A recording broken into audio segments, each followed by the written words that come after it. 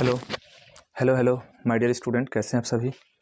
आज हम class 9th का बहुत ही शानदार टॉपिक स्टार्ट करने जा रहे हैं जिसका नाम है गति। ठीक है प्यारे बच्चों, 9th क्लास के अंदर आप इस बात को याद रख लीजिए कि 9th क्लास में अक्सर स्टूडेंट का फिजिक्स हो, केमिस्ट्री हो, बायोलॉजी हो, इस सब में बहुत कम मार्क्स आते हैं। तो इसके पीछे की सबसे बड़ी वजह ये है कि स्टूडेंट लोग को पढ़ने का तरीका मालूम नहीं होता है। अब पढ़ने का तरीका क्या मालूम नहीं होता वो समझा रहे हैं। पढ़ने के लिए तो वो प्रॉपर, प्यारे बच्चों, मैं दिल से इस बात को कह रहा हूँ, मैंने इस चीज़ को खुद भी महसूस किया है कि यदि कोई स्टूडेंट 9th क्लास के अंदर जा करके और फिजिक्स, केमिस्ट्री, बायोलॉजी में किसी भी टॉपिक का अगर डेफिनेशन रट करके जाता है तो प्यारे बच्चों 9th क्लास के अंदर में डेफिनेशन नहीं आता है। डेफिनेशन बहुत ही कम टॉपिक का पूछा जाता है। स्टूडेंट लोग एक्चुअल यही गलती करके आते हैं। जिन स्टूडेंट का मैथमेटिक्स, न्यूमेरिकल्स वगैरह पे कमांड नहीं होता है तो प्यारे बच्चों उनका मेन मोटिव यही होता है कि किसी प्रकार से डेफिनेशन याद कर लिया जाए, परिभाषा याद कर लिया जाए, और परिभाषा के बिहाफ पे वे एग्जाम को देना चाहते हैं। प्यारे बच्चों, ये 8 क्लास जैसी, 7 क्लास जैसी, 6 स्टैंडर्ड जैसी बातें यहाँ पर नहीं होती हैं। 9th क्लास के अंदर में एक्चुअल बातें ये होती हैं कि एक अपने आप में फिजिक्स का अलग कोर्स होता है, केमिस्ट्री का कोर्स होता है, बायोलॉजी का भी कोर्स होता है। ठीक है, तो ये सब सारे के सारे, जैसे फिजिक्स में मैं बातें करूं कि फिजिक्स में लगभग 5 या 6 लेसन पढ़ने हैं। तो प्यारे बच्चों, 5 या 6 लेसन जो पढ़ने हैं ना, वो 5 या 6 लेसन जो फिजिक्स का है वो एक दूसरे से बहुत ही ज़्यादा लिंक्ड है। ठीक है, बहुत ही ज़्यादा लिंक्ड है, मतलब कि पहला अगर लेसन बढ़िया से नहीं पढ़ते हैं तो दूसरा पढ़ नहीं सकते हैं आप, क्योंकि पहला का ही 90% ही वही वहाँ पे यूज होगा, 10% अलग होगा। फिर आप थर्ड लेसन पढ़ते हैं तो फर्स्ट और सेकंड का 90% चाहिए वहाँ पर यूज होगा, 10% कुछ अलग मिलते जाएगा। तो इस प्रकार से बहुत ज़्यादा कॉन्ट्राडिक्ट होते हैं, लिंक्ड होते हैं यहाँ पे चैप्टर। इस वजह से प्यारे बच्चों मार्क्स यहाँ पर कम आने स्टार्ट होते हैं। 8 क्लास जैसी नहीं है कि कोई टॉपिक सेल पर बात कर रहा है तो कोई और फायर वगैरह टॉपिक का बात कर रहा है, तो कोई ऐसे रिप्रोडक्शन का बात कर रहा है, कोई टॉपिक ऐसा यहाँ पर बातें नहीं होती है। यहाँ पर टॉपिक अपने आप में लिंक्ड होता है, टॉपिक नहीं बल्कि 9th क्लास के अंदर कोर्स होता है। ठीक है, तो यहाँ पर हर एक चैप्टर जो है सो, हर एक टॉपिक जो है सो, उस पेपर का, चाहे फिजिक्स हो, केमिस्ट्री हो, बायोलॉजी हो, पेपर अपने आप में कंप्लीट लिंक्ड होते हैं। आप ऐसे नहीं पढ़ सकते हैं 8 क्लास 7 क्लास जैसे। क्लियर है? तो प्यारे बच्चों, यकीन मानिए आपकी फिजिक्स बहुत अच्छी हो जाएगी, केमिस्ट्री भी अच्छी हो जाएगी, बायोलॉजी भी अच्छी हो जाएगी। आइए मेरे साथ देखिए कैसा लगता है, आप अपने कमेंट को बताइएगा मुझे। ठीक है, आइए। हम यहाँ पर गति पढ़ने वाले हैं, तो गति के बारे में थोड़ी हम आपको कुछ बातें बता देते हैं जिससे आपको कुछ थोड़ी दिलचस्पी बनी रहे। अब गति क्या होता है वो आपको समझा रहे हैं। देखिए, इस दुनिया में ऐसी कोई भी चीज़ नहीं है जो गति में नहीं है। ठीक है, हर एक वस्तु गति में है। ठीक है, जैसे सर, ठीक है, अगर रोड पर गाड़ी दौड़ रही है तो वो भी गति में है, क्योंकि अगर गाड़ी दौड़ रही है तो उसके स्टेशनरी ऑब्जेक्ट बहुत सारे हैं, पेड़ है, पौधा है, और साथ साथ कुछ घास हैं। ठीक है, पुल हैं। तो उनके रेस्पेक्ट में, ठीक है, अगर देखें तो वे अपनी स्थिति, अपनी पोजीशन समय के साथ चेंज नहीं कर रहे हैं। पेड़ पौधे, पोल, घास, ये सब अपनी समय के साथ अपनी स्थिति में कोई परिवर्तन नहीं कर रहे हैं। दूसरी ओर वहीं अगर गाड़ियों को देखते हैं तो वे अपनी स्थिति समय के साथ क्या करते हैं, परिवर्तन करते हैं। तो प्यारे बच्चों, हम कहते हैं कि वे गति में हैं, लेकिन यकीन मानिए पेड़ पौधे वगैरह सारी चीज़ गति में है, चाहे वो लिविंग हो, नॉन लिविंग हो, सारी वस्तुएं गति में हैं। तो अब आपको बातें कुछ कुछ आ रहा होगा कि सर ये कैसी बातें कर रहे हैं। ठीक है, कि सारी वस्तुएं गति में है। ठीक है, तो प्यारे बच्चों, मैं आपको से बातें कर रहा हूँ तो उन बातों पर थोड़ा विचार कीजिएगा कि मैं सच बोल रहा हूँ या गलत बोल रहा हूँ। आप एक बात बताइए कि जब आप किसी गाड़ी में सफ़र कर रहे होते हैं, जब आप किसी गाड़ी में, प्यारे बच्चों, जब आप सफ़र कर रहे होते हैं तो क्या आप अपने आप को खुद को गति में महसूस करते हैं? नहीं सर, हम तो आराम से सीट पर बैठे हुए हैं, ऐसे ही किसी को कहते होंगे आप। अपने पास, अपने पड़ोस में जो व्यक्ति बैठे हुए हैं, साथी यात्रियों को आप देखते होंगे तो वे भी बिल्कुल आराम से बैठे हुए हैं। ठीक है, आप उन्हें आराम से देखते हैं तब आप कहते हैं कि भाई ये रेस्ट में है। ठीक है, लेकिन प्यारे बच्चों, आप इस बात को अज़्यूम करो, ठीक है, कि जो कोई भी व्यक्ति ऑब्जर्वेशन आपको आपको रोड के साइड में जो व्यक्ति होगा वो अगर आपको देख रहा होगा तो वो क्या कर रहा होगा, आप ही बताइए आप मुझको। वो आपको गति में कर रहा होगा या विराम में कर रहा होगा? तो वो एग्जैक्टली सर गति में कहेगा, क्योंकि बस के साथ साथ उसकी पूरी बॉडी या फिर पूरी यात्री ही गति में है। यही बात कर रहे होंगे। ठीक है, ठीक उसी प्रकार से प्यारे बच्चों, इस दुनिया में हर एक चीज़ गति में है। ठीक है, कुछ गतियाँ हमें अनुभव होती हैं, कुछ गतियाँ हमें अनुभव नहीं होती हैं। ठीक है, ये अनुभव करने की चीज़ें हैं। ठीक है, मैं अगर आपको उससे प्यारे बच्चों कह रहा हूँ कि मैं अपने बेड पर सोया हुआ हूँ और मुझे कोई अंतरिक्ष में, स्पेस में मुझे कोई व्यक्ति देख रहा है। ठीक है, तो वहाँ से देख रहा है तो मैं उससे, काश आप समझ रहे होंगे, मैं टेलीफोन से या इलेक्ट्रोमैग्नेटिक वेव के थ्रू मैं किसी प्रकार से मैं उसे सैटेलाइट की मदद से बात कर रहा हूँ। तो प्यारे बच्चों, आप इस स्थिति पर पहुँचेंगे कि अगर मैं उस व्यक्ति से बात कर रहा हूँ तो इसका अर्थ यह है, ठीक है, कि वह मुझसे पूछेगा कि अभी तुम क्या कर रहे हो? मैं बेड पर सोया हुआ हूँ, मैं रेस्ट में हूँ। अब उसके पास कुछ इंस्ट्रूमेंट्स हैं, गैजेट्स हैं, ठीक है, और उसने मुझे देखने का प्रयास किया कि भाई तुम्हारी लोकेशन, तुम्हारे घर को मैं देखता हूँ कि तुम कहाँ हो, कैसे हो, ठीक है। तो एक्चुअल मुझे घर पे देख ना पाए अलग बात है, लेकिन सोचिए कि मैं छत पे सोया हुआ हूँ और वो मुझे मुंह से देख रहा है, ठीक है। तो वहाँ से जब वो मुझे देखने का प्रयास कर रहा है तो देखेगा तो सबसे पहले पृथ्वी तो कई हज़ार किलोमीटर पर आवर से घूम रही है और मैं कह रहा हूँ कि यार मैं सोया हुआ हूँ। तो इस स्थिति में तो बड़ी रोचक बात यह है, ठीक है, कि अगर वो लड़का कहेगा कि भाई तुम कह रहे हो कि तुम सो रहे हो, तेरी पृथ्वी तो कई हज़ार गुने स्पीड किलोमीटर पर आवर से घूम रही है और तुम कह रहे हो कि तुम सो रहे हो, ये तो गलत बात है, ठीक है। तो एक्चुअल बात यह है कि हमारे आस पड़ोस जो हम गति के बारे में बातें प्यारे बच्चों को करना चाहिए, इसका मतलब यह है कि मैं गति में हूँ, यहाँ तक इस पृथ्वी पर हर एक चीज़ क्या में है, गति में है। मैंने इस बात से ये बात भी प्रूव कर दिया प्यारे बच्चों कि चाहे वो लिविंग थिंग्स हो, नॉन लिविंग थिंग्स हो, इस दुनिया में हर एक चीज़ गति में है, कोई भी चीज़ रेस्ट में नहीं है। मैं ये बात भी आपको प्यारे बच्चे कह रहा हूँ कि इस दुनिया में ऑब्जेक्ट की दो ही पोजीशन होती है, या तो ऑब्जेक्ट रेस्ट में रही होती है या ऑब्जेक्ट मोशन में होती है। मतलब कि वस्तु या तो गति में होती है या विराम में होती है, ठीक है। ये दो पोजीशन किसी भी ऑब्जेक्ट की होती है, क्लियर है। किसी भी ऑब्जेक्ट की, ध्यान से कान खोलकर सुन लो प्यारे बच्चों, मैं जो बात कर रहा हूँ, किसी भी ऑब्जेक्ट की दो ही नेचर होती है, या तो वो वस्तु गति में होता है या वो वस्तु विराम की अवस्था में होता है, क्लियर है। तो इस दुनिया में हर एक चीज़, चाहे वो लिविंग हो चाहे नॉन लिविंग हो, ठीक है, सारी वस्तुएं गति में हैं, ठीक है। तो कि सर ये सारी वस्तुएं अगर गति में है तो फिर ये महसूस क्यों नहीं हो पाती हैं? ठीक उसी प्रकार की बातें हैं जैसे मैं बस वाला आपको एग्जांपल्स दिया था कि बस में सारे यात्री बैठे हुए हैं, और सारे यात्री अगर बैठे हुए हैं तो सारे यात्री अपने अपने सीट पर बैठे हुए हैं, तो वे ऐसा फील कर रहे हैं कि वे आराम से रेस्ट में बैठे हुए हैं। लेकिन सामने वाला जो व्यक्ति जो देखा, वो उसने क्या सोच रहा होगा कि सारे सारे व्यक्ति, बस के साथ साथ सारे व्यक्ति ही यात्री जो है सो क्या में है, गति में है, ठीक है।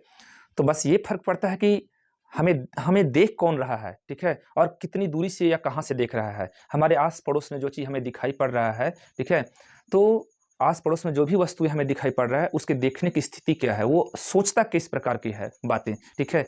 जैसे मैं सोच रहा हूँ कि मैं विराम में हूँ, लेकिन व्यक्ति जो अंतरिक्ष से देख रहा होगा, वो तो कहेगा कि मैं गति में हूँ। अरे कहेगा या नहीं कहेगा भाई? सोचिए भाई, ठीक है?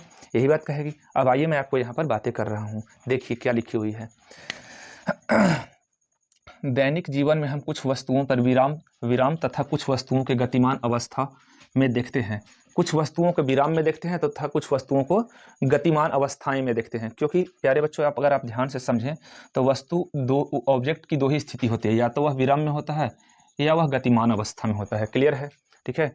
पक्षी उड़ते हैं, ठीक है, आप आकाश में कई बार पक्षियों को उड़ते देखे होंगे, मछलियों को तैरते देखे होंगे, ठीक है। रक्त का प्रवाह आपके धमनियों और शिराओं में होता है, मालूम ही होगा आपको, ठीक है। छोटी कक्षाओं से पढ़ते आ रहे हो, धमनियों और शिराओं शिराओं धमनी और शिराओं और धमनियों में होता है, रक्त का प्रवाह होता है, ठीक है। मोटर गाड़ियां चलती हैं, ठीक है, ये सभी के सभी गति में है, ठीक है। तो अब आप यहाँ पे सोच के देखो प्यारे बच्चों, ठीक है, कि अगर पक्षी उड़ रहे हैं तो ये समय के साथ अपनी पोजीशन में बदलाव कर रहे हैं, मछलियां तैर रही हैं तो ये भी समय के साथ अपनी स्थिति में परिवर्तन कर रहे हैं। रक्त का प्रवाह अगर हो रहा है आपके धमनियों और शिराओं में, तो फिर आप इसे कैसे महसूस करते हैं? तो फिर ये तो बड़ा कॉम्प्लिकेटेड गति हो जाएगी सर, ठीक है। तो आपको नब्ज टच करते हैं, ठीक है, ब्लड का प्रेशर मेजर करने का मशीन होता है, उससे फिर आप मशीन से ब्लड का प्रेशर मेजर करके जानते हैं कि ब्लड का प्रवाह धमनियों और शिराओं में हो रहा है, ठीक है, ठीक है। मोटर गाड़ियाँ चलती हैं, तो ये सब सारे वस्तु कहीं न कहीं समय के साथ अपनी स्थिति को परिवर्तन करते हैं। अब आगे बढ़ते हैं। परमाणु, अणु, ग्रह, तारे, आकाश गंगाएँ, ठीक है, सभी गतिमान हैं। सभी के सभी क्या हैं प्यारे बच्चों? गतिमान हैं। हम प्रायः यह समझते हैं कि कोई वस्तु गति में तभी है जब वह समय के साथ अपनी स्थिति को परिवर्तित करती है, मतलब कि चेंज करता है अपना पोजीशन को, तो हम कहते हैं कि वस्तु गति में है, क्लियर है, ठीक है। तथापि ऐसी कई अवस्थाएं हैं जिनमें गति अप्रत्यक्ष साक्ष्य है। जिनमें गति प्यारे बच्चों क्या है? अप्रत्यक्ष साक्ष्य है, मतलब कि गति का पता ही नहीं चलता है कि गति हो रहा है कि नहीं हो रहा है। तो इस स्थिति में हम उसे अनुभव करते हैं किसी और चीज़ की मदद से। जैसे मैं बातें करूं, उदाहरण के लिए हवा की गति का अनुमान धूल कण के उड़ने से लगाते हैं, पेड़ पौधे के पत्तियों एवं शाखाओं को हिलने डुलने से लगाते हैं। यही बात यहाँ पर लिखा हुआ है, ठीक है। सूर्योदय, सूर्यास्त एवं मौसम परिवर्तन के परिघटनाओं के क्या कारण हैं, ठीक है। तो क्या आप बता सकते हैं कि सूर्योदय, सूर्यास्त एवं मौसम परिवर्तन के परिघटनाओं का क्या कारण है? बिल्कुल, इन सारी परिघटनाओं का मुख्य कारण है प्यारे बच्चों गति, ठीक है। तो आप बताइए, सूर्योदय होता है और सूर्यास्त होता है, ठीक है। तो पृथ्वी की घूर्णन गति के कारण होती है, पृथ्वी घूमती है। यदि मौसम परिवर्तन होता है तो याद होना चाहिए प्यारे बच्चों, आप छोटी क्लास से 6 क्लास में ही पढ़ के आए होंगे कि पृथ्वी अपनी अक्ष पर घूमती है, साथ ही साथ जो है सूरज के चारों ओर वो परिक्रमा भी करती है। ठीक है, ये बात भी समझ में आता है। तो परिक्रमण करने के कारण यहाँ पर मौसम परिवर्तन होता है। और दिन रात सूर्योदय और सूर्यास्त की घटना कैसे होते हैं, तो घूर्णन गति के कारण होता है। ये बात आप ज्योग्राफी वाले चैप्टर में आप पढ़े होंगे कभी। परिघटनाओं के क्या कारण है, क्या यह पृथ्वी की गति के कारण है? बिल्कुल, यह पृथ्वी की गति के ही कारण है। तो प्यारे बच्चों, आप जानते हैं कि पृथ्वी की गति 2 होती है, एक घूर्णन वहीं दूसरी परिक्रमण। ठीक है, यदि यह सत्य है तो पृथ्वी की गति का अनुमान हम प्रत्यक्ष रूप से नहीं लगा पाते हैं। पृथ्वी की गति का अनुमान हम प्रत्यक्ष रूप से नहीं लगा पाते हैं। कैसे? तो प्यारे बच्चों, वही जैसे बस वाली कहानी आपको कहे थे, उसी प्रकार की बातें हैं। ठीक है, हम पृथ्वी की गति का अनुमान नहीं लगा सकते हैं, नहीं लगा पाते हैं। ठीक है, लेकिन पृथ्वी तो गति में है। जैसे यहाँ पर आइए देखिए क्या बोलता है, किसी एक व्यक्ति के लिए कोई भी वस्तु गतिशील प्रतीत होती है। ठीक है, किसी एक व्यक्ति के लिए कोई भी वस्तु गतिशील प्रतीत हो सकती है, जबकि दूसरे के लिए स्थिर, जबकि दूसरे व्यक्तियों के लिए यह स्थिर हो सकता है। गति कर रही बस के यात्रियों के लिए सड़क के किनारे लगे पेड़ पौधे पीछे की ओर गतिमान प्रतीत होते हैं। तो कह रहा है कि सड़क के किनारे लगे पेड़ पौधे पीछे की ओर गतिमान प्रतीत होते हैं, पीछे की ओर गतिमान प्रतीत होते हैं। जब आप गाड़ी से चलते हैं, बस में, ट्रेन में, तो आप आगे जाते हो तो आपको ऐसा फील होता है, जब आप बाहर की दुनिया देखते हो तो आपको ऐसा लगता है कि सारे पेड़ पौधे पोल जितने भी हैं सब पीछे भाग रहे हैं। ठीक है, तो ऐसा इसलिए होता है क्योंकि आपकी गाड़ी क्या में होती है, गति में होती है।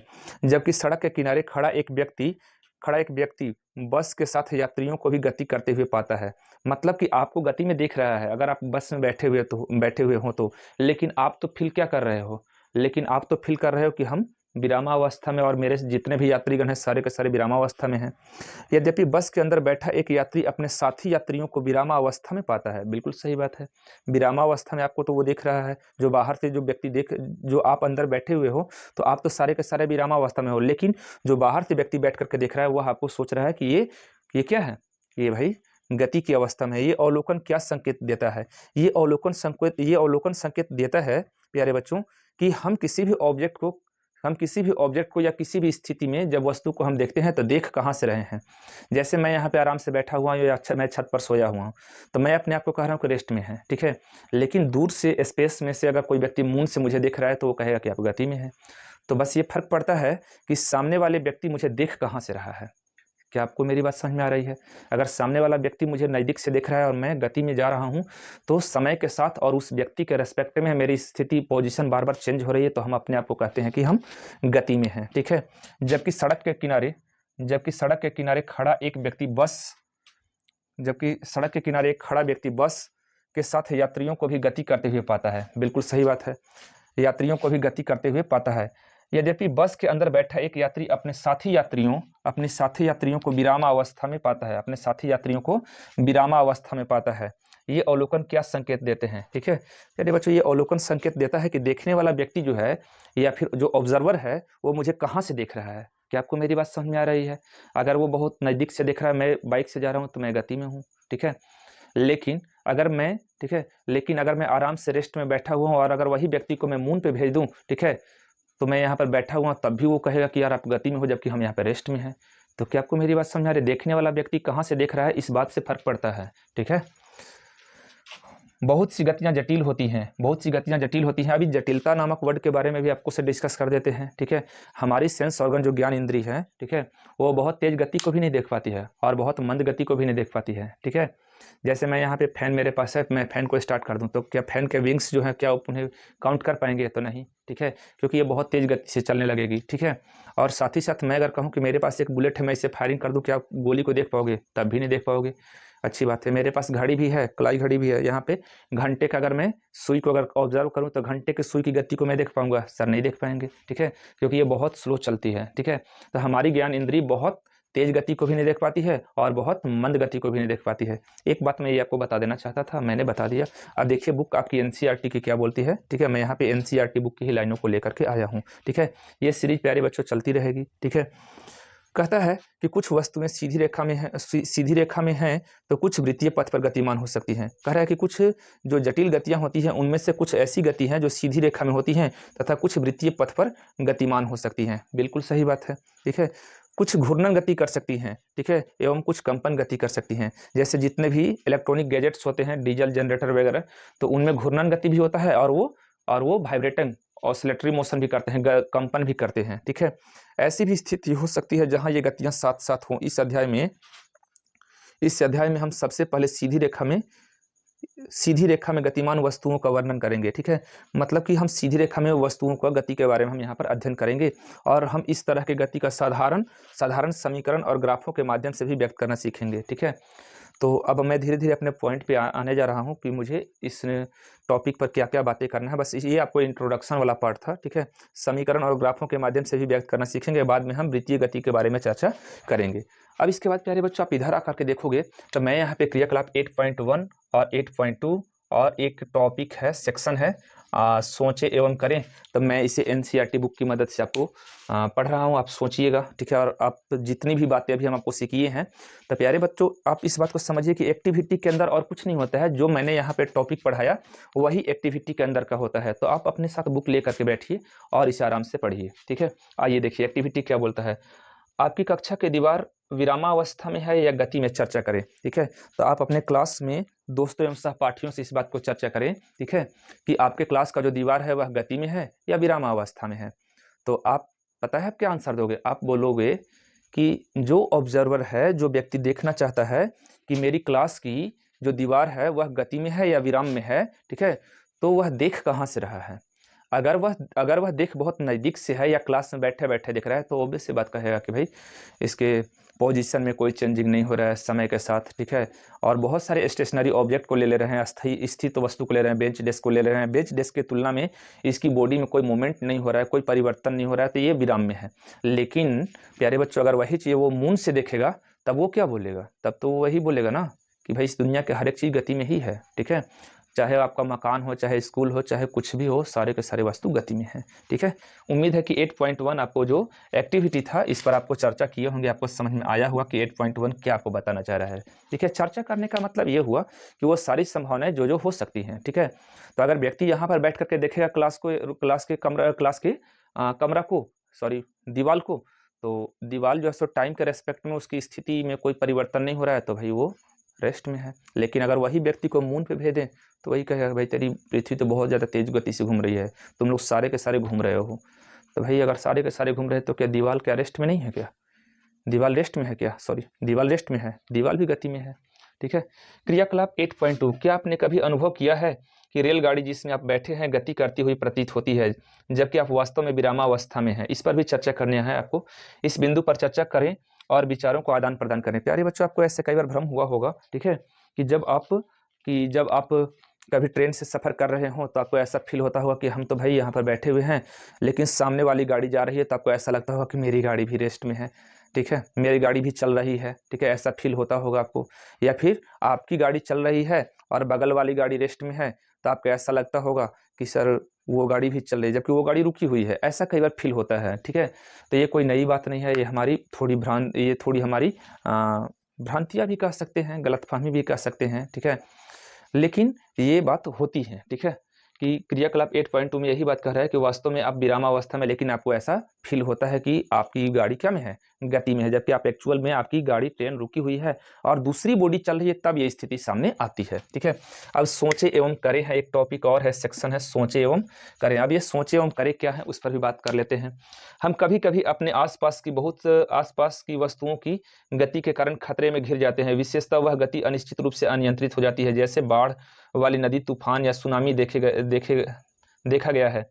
दूसरी ओर नियंत्रित गति मानव सेवा में सहायक हो सकती हैं, जैसे पानी के विद्युत उत्पादन एवं आप महसूस करते होंगे कि कुछ वस्तुओं की अनियमित गति का अध्ययन करना तथा उन्हें नियंत्रित गति करने में विषय में जानना आवश्यक है, ठीक है।